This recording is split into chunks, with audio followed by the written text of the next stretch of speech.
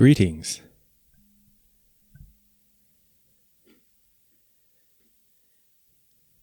So I am now discovering how to navigate YouTube and its relationship with my email inbox. And I've discovered that I have a couple of comments on my new YouTube series, and that's exciting. And I've been excited to receive the comments, which include questions, and then also contemplate my reply. And so I'm going to do that today for the first time. So it's sort of a momentous occasion. Happy August 8th, by the way. 8/8. So YouTube user These Wise Cards posted a question or a comment and question on the LoveCast episode 6. What are you evolving toward? And the question or the comment and question is, very interesting topic. I was wondering if you could share a specific example of this mixing of evolution with involution. Loving these videos, thank you. Also, this non-scripted style was awesome too. Thank you very much. I will continue to endeavor to be relaxed and also try to remember everything that I mean to communicate. Okay, so specifically in this episode, which I think I will just call it episode 10 of the LoveCast, I'm responding to give a little bit more detail, dive a little deeper into the ideas of evolution and involution. And as you probably, or at least peripherally, if not intimately aware, lots of ancient wisdom teachings and even New Thought spiritual teachings hint at the idea of a lower self and a higher self, a lower body and a higher body. In my search, I think the most helpful language, delineation, articulation of this concept in more depth has come from Richard Rudd's seminal work, The Gene Keys. And so, specifically, if you dive into Gene Key 22, Richard shares his tremendous wisdom about the concept of the lower bodies and the higher bodies. And specifically, the idea that our lower bodies, and I'm going to say, use the words physical, mental, emotional, and spiritual, that there's actually a higher counterpart to each of the lower bodies.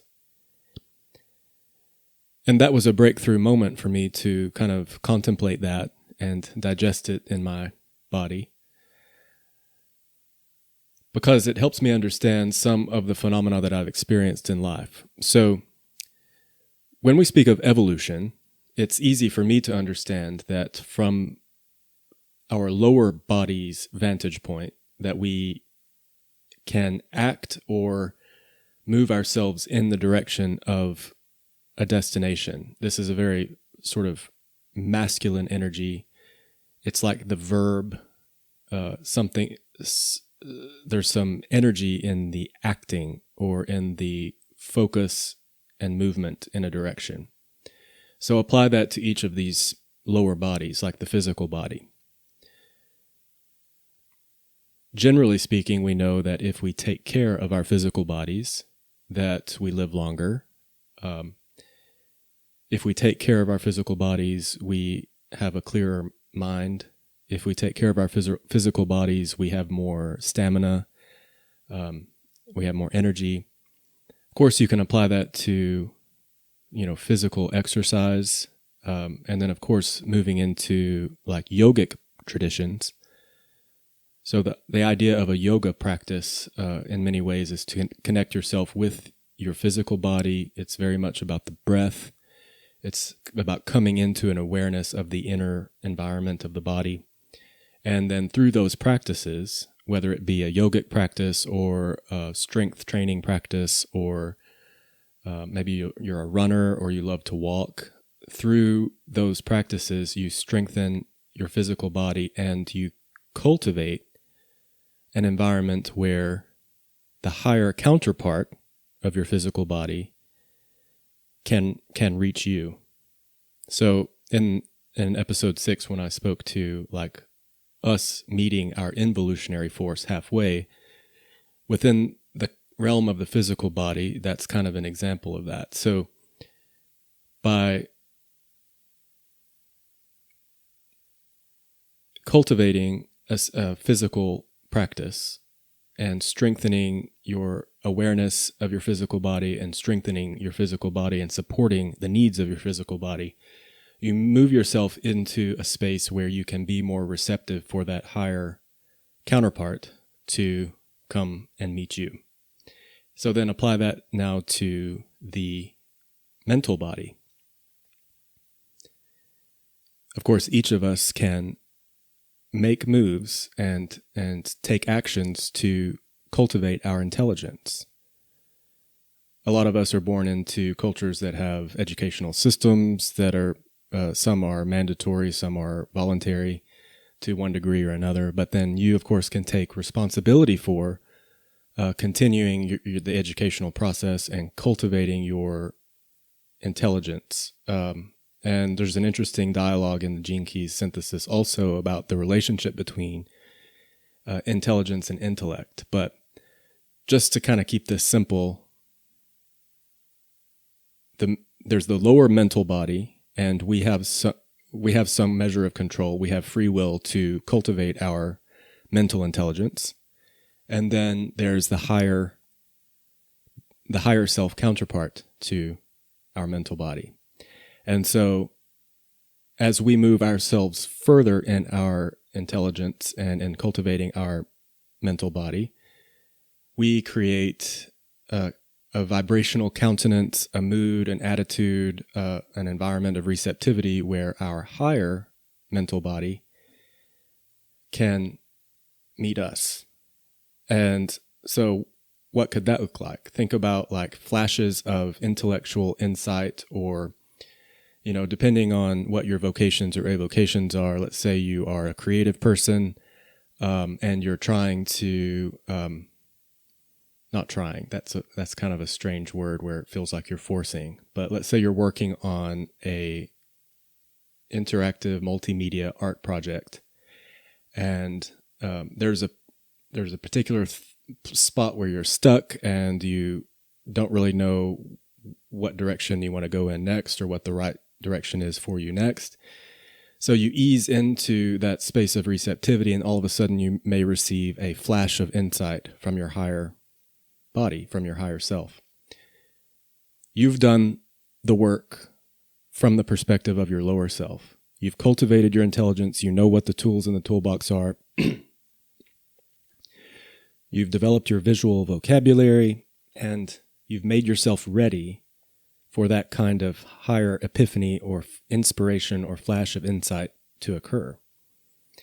And of course, just to make this real, think about the alternative. Like if you are holding yourself mentally in kind of a shadow state, you're not seeking out more information, you're hiding, you're retreating from the world in a chronic way. And I mean, these are all things that you can do to make it less likely that your higher self, your higher mental body can meet you.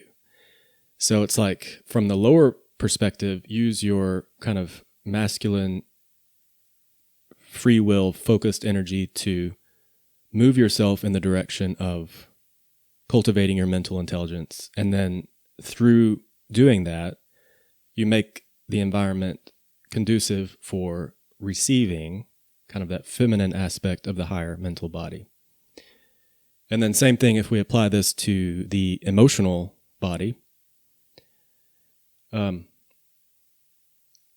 Let's say that through contemplation or meditation, you kind of raise your awareness of your of decisions that you've made in fear. And I think this is going to be a good way to kind of illustrate this example. So a lot of people are operating subconsciously from a space of fear, and again, subconsciously, they're not really actively aware of what they're doing. Once you become aware of what your fears are, you kind of identify them, your relationship with them changes. And so through that process of kind of being gentle with yourself, inquiring into kind of your emotional state, and there may be a way that this, you can kind of ground this in a specific memory of an experience that you have, but by coming into an awareness of what your fears are and how you've made decisions in the past based on fear or from a space of fear, the next time that you are faced with a similar circumstance, situation, decision, now you're aware, okay? So you can make the decision, make the choice to have courage and not decide to go down the path of fear, but instead move in the direction of your higher desire.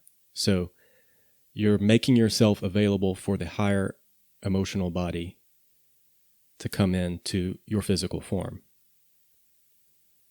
So the involutionary forces are far more mysterious. They're the forces that come to us, that meet us, that live behind the veil. So, and that's a little bit like a part of the point of our experience here, that, you know, we don't really get to know everything that's going on behind that veil. But what we do know is that we have generally free will. We have the ability, the sovereignty, the right to choose, you know, within our own body, how we meet the world, how we cultivate our lower physical, mental, and emotional bodies. And through that process, we kind of start to reach behind that veil. So those higher bodies can come in. So I hope this was sort of the beginning of an answer to your question, these wise cards. I started to, when I was contemplating how I was going to reply, I started to, because of the way you worded your question, I started to think of if there were specific examples from my life that I thought that I could share that would help answer this, and I'm not sure. I know when I have received the benefit or had the epiphany of the involution of grace or the higher body into my experience. But these, it seems in my, you know, in the past, it's a very personal. So sometimes when I try to share some of these